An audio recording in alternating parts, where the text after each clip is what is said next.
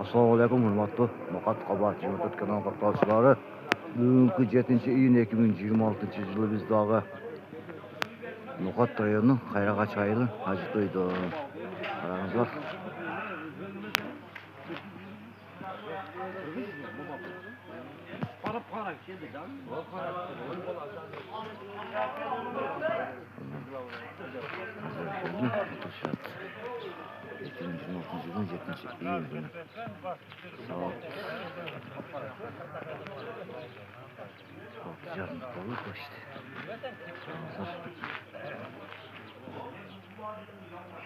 Var mıdır ha?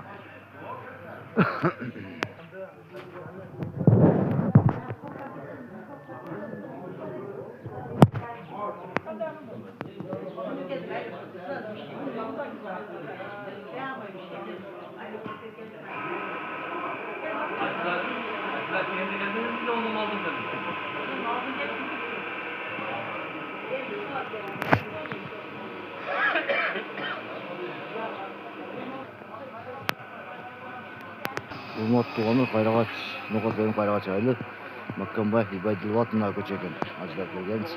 Kesizligim bugun. Qarangizlar. Vay koçada bu koçada. Baydullah, vay koçada.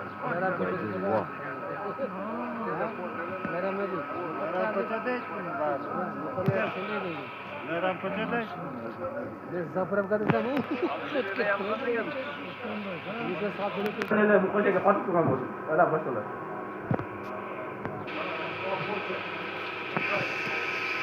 Saat 7 oldu geç.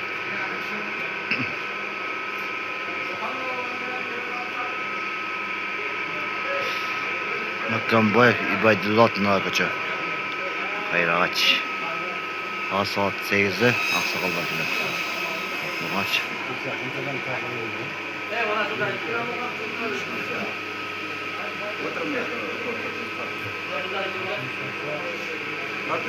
Нормально.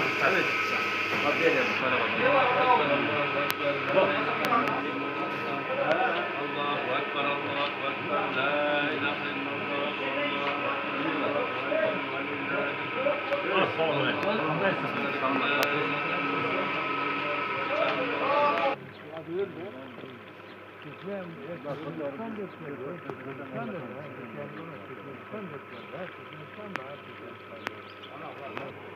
Bunun korkuların ko'cha hozirgi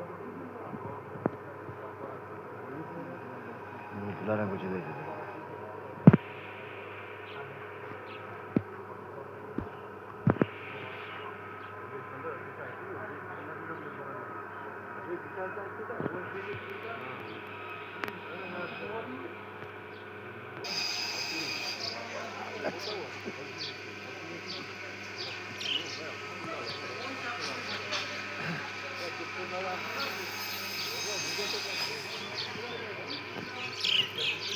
No, soy life, başka bir de bir şey. Tinchlik aman bo'linglar.